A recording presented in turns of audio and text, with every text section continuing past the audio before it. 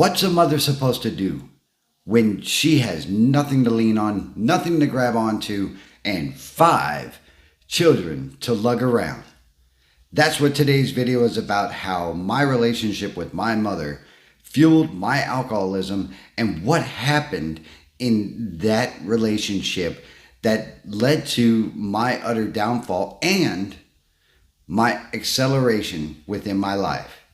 Ready to hear about it? Let's go.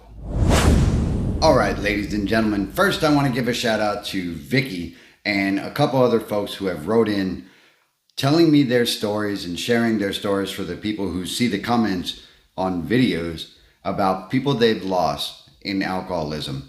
Now, folks, I'm not going too far into their detail. Vicky, I just want you to know I haven't forgotten about you, and I haven't forgotten about the other folks that wrote in and were brave enough to share their stories of what happened with their family members or their loved ones who are lost to alcoholism. Now, that's detrimental and is dear to my heart because, folks, I myself have almost died, not once, twice, but 3 times in my alcoholism, and my heart goes out to their families and to them, and thank you for sharing your story. So today's video is about how the relationship with my mother cultivated my alcoholism and how that all kind of transformed the way I felt about myself on a normal basis and the way that my psyche played in my drinking history.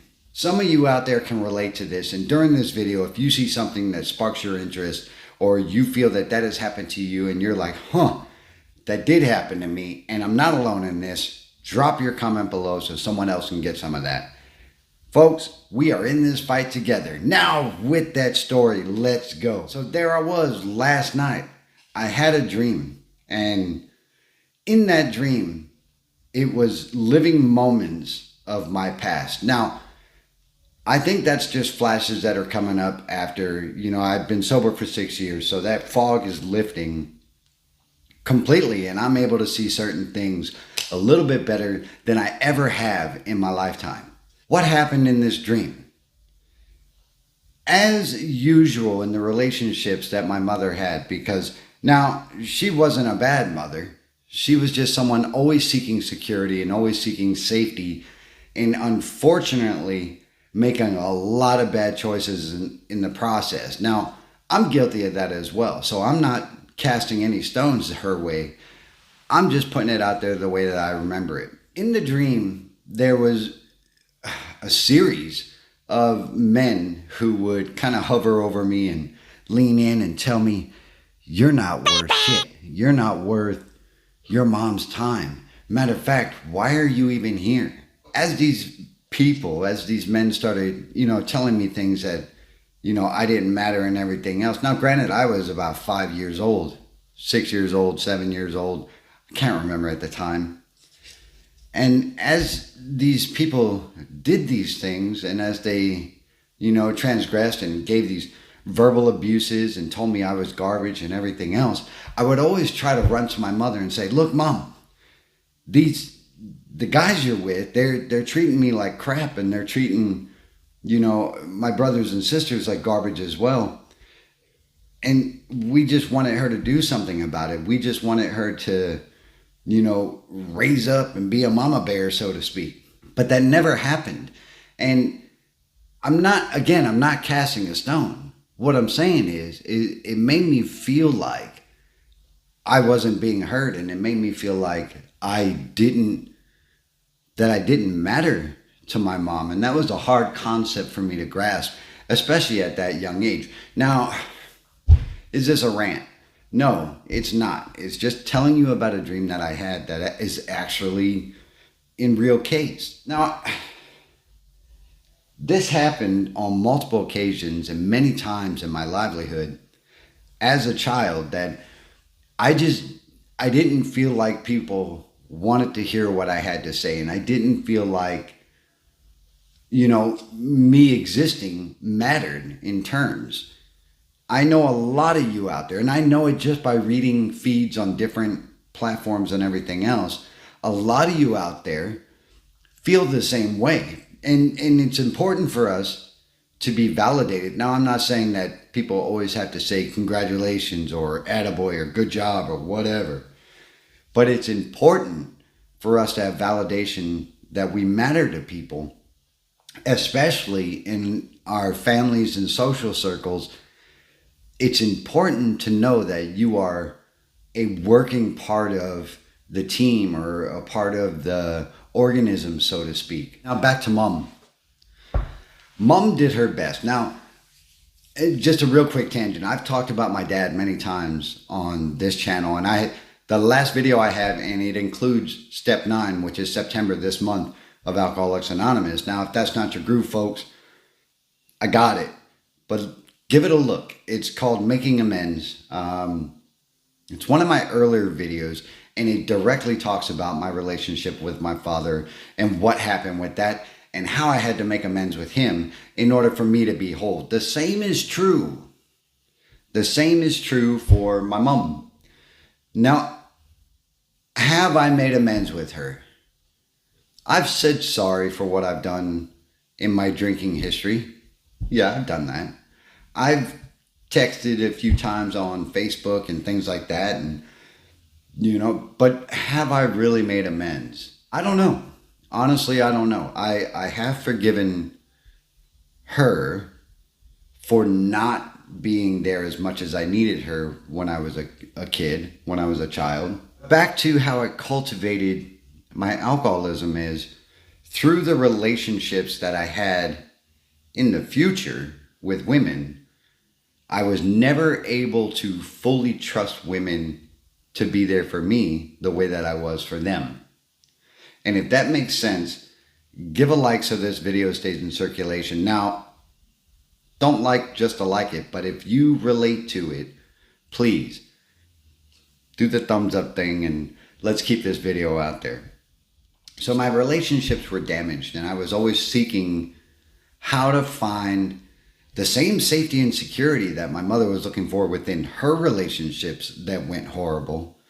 And in the dream that I had, each male figure would come to me, and they were supposed to be the stand-in father figure, so to speak, but they weren't at all. Matter of fact, I think all but one were completely not only verbally abusive, but physically abusive as well.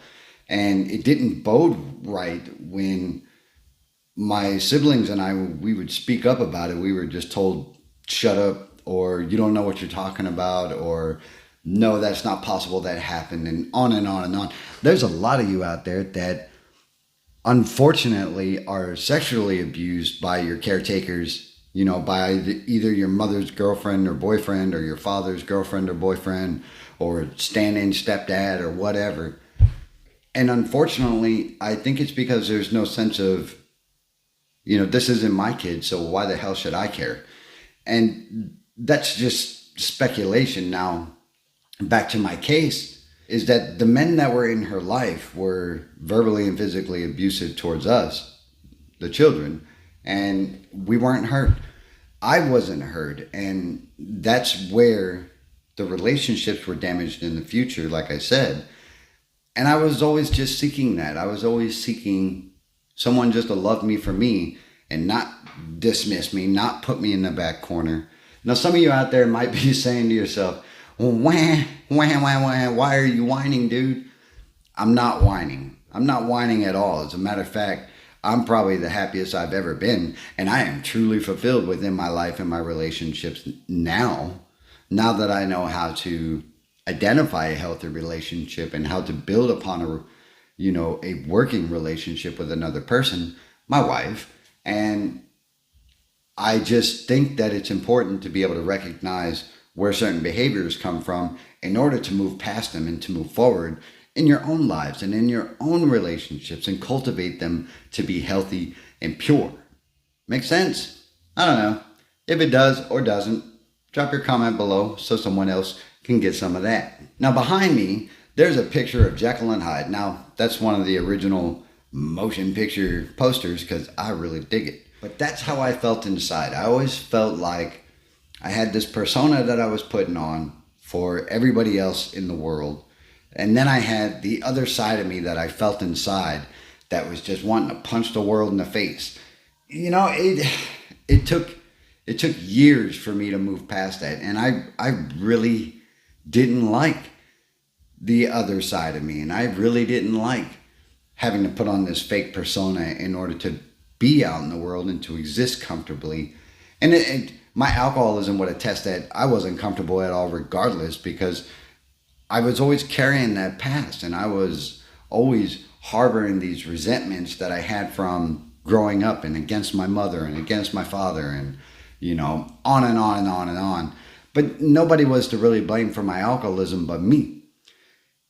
And in the selfish concept of seeking security and, you know, blaming my mom for not loving me enough or whatever, I just drank it down, and I thought, you know what? I have control of this. I have control of how much I drink, and I have control of what happens when I drink. Well, you know what? That other face, that other side of me would always come out when I drank, and I didn't have that internal control to hang it in there and to leave it packed away. It came out full swing, and everyone around me saw it, including my mom.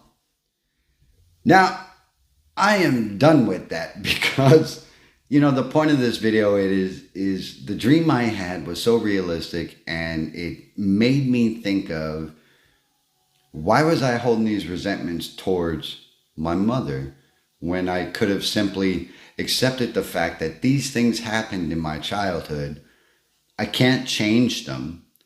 I can only take from those experiences and don't pass on the same behaviors to my children and to, well, my child.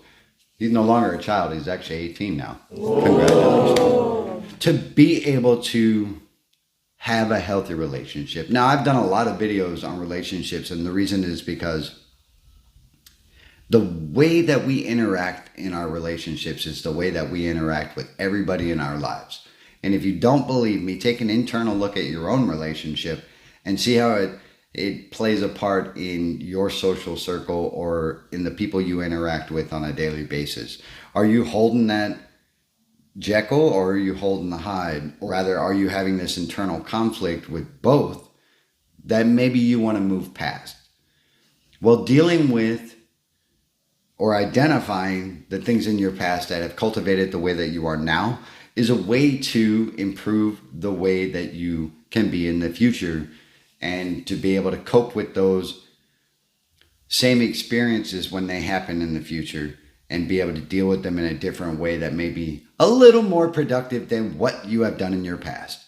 If this video has had any value for you and you consider it something that you want to watch and you like the content on this channel, consider doing that whole subscribe thing. And please try to have a good day. Life is a garden, dig it. And guess what?